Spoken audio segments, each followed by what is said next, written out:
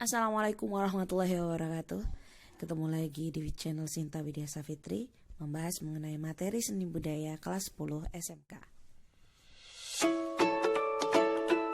Teman-teman semuanya yang sedang nonton video ini, jangan lupa untuk bersyukur dan bahagia hari ini.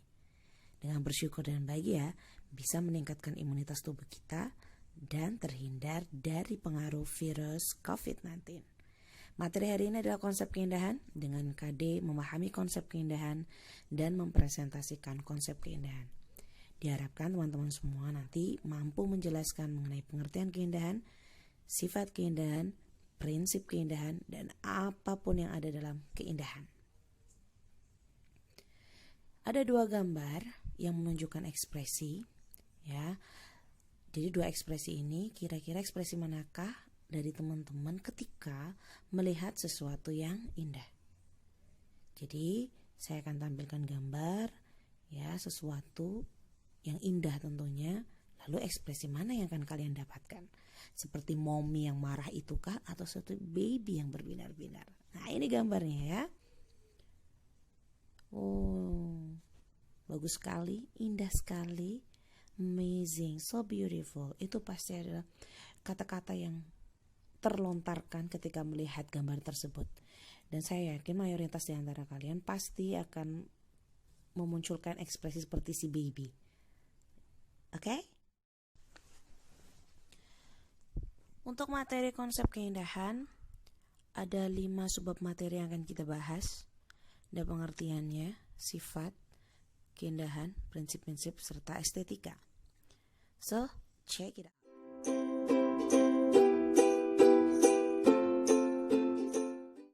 Pengertian keindahan.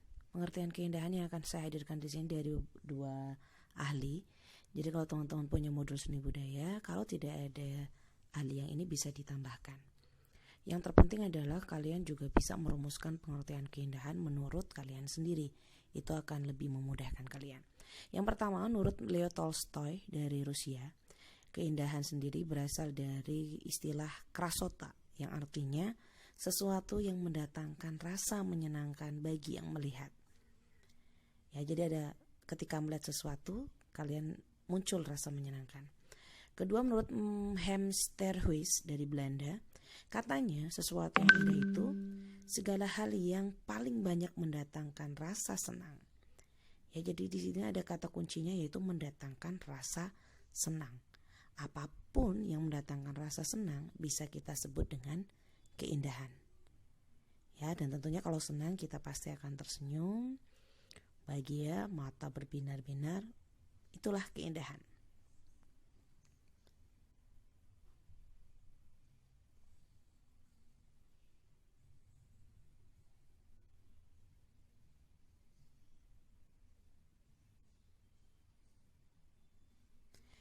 Kemudian yang kedua adalah sifat keindahan.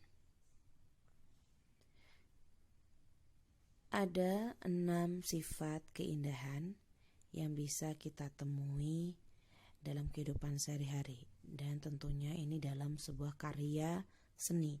Yang pertama, bersifat benar, yaitu bukan berupa jiplakan maupun tiruan, asli, ya. Yang kedua, abadi. Makanya karya seni yang indah itu keindahannya abadi. Dari dulu Mona Lisa ya gitu-gitu aja, tapi kita tetap bisa ngomong bahwa Mona Lisa is wonderful. Yang ketiga adalah punya daya tarik. Ya, karena daya tarik itulah yang memunculkan sifat senang. Lalu dia punya sifat juga universal. Siapapun bisa merasakan keindahan. Dan sifat keindahan itu wajar, tidak berlebihan, tidak juga kekurangan, serta menimbulkan kenikmatan. Apa itu kenikmatan? Yaitu rasa puas dan rasa senang. Itulah sifat-sifat dari keindahan.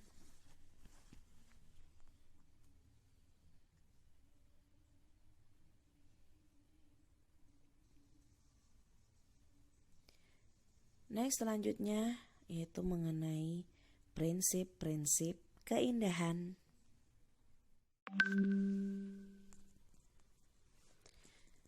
Prinsip-prinsip keindahan. Prinsip-prinsip keindahan Di antaranya pertama adalah adanya kesatuan dari berbagai macam unsur sehingga menjadikan komposisi ya. Yang kedua, adanya keseimbangan atau balance di antara unsur-unsur pembentuk keindahan itu sendiri. Yang ketiga, adanya variasi pada tema supaya kalau monoton terus kan juga bosan ya. Jadi ada variasi, lalu perbandingan antara unsur serta keselarasan antar unsur pembentuk keindahan itu sendiri.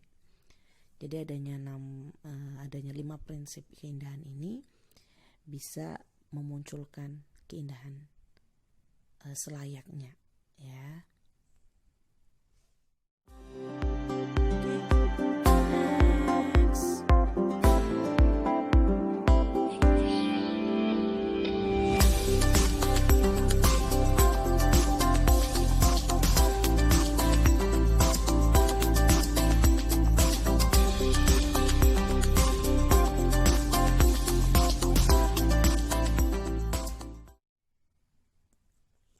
Kemudian kita bahas yang selanjutnya mengenai keindahan.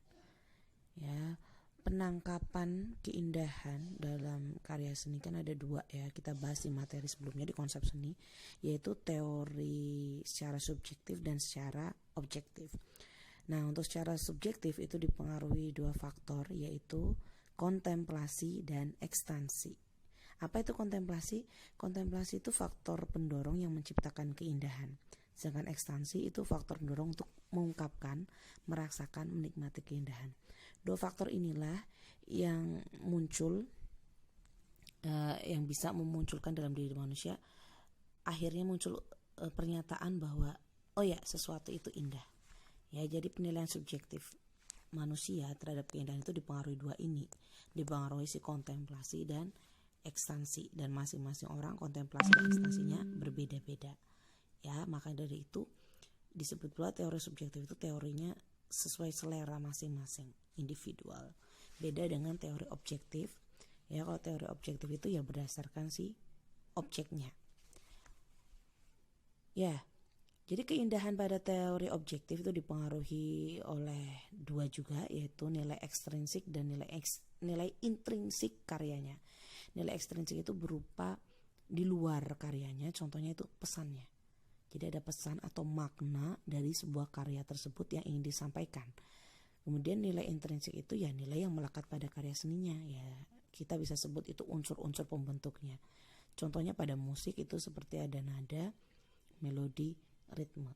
Gampangnya gini deh, ada 2 bunyi, yaitu bunyi kentut sama bunyi musik. Kenapa kentut tidak indah sedangkan musik indah? Nah, itu dipengaruhinya antara lain oleh intrinsiknya. Karena kentutnya tidak ada nadanya, tidak ada melodi, dan tidak ada ritme. Beda dengan musik.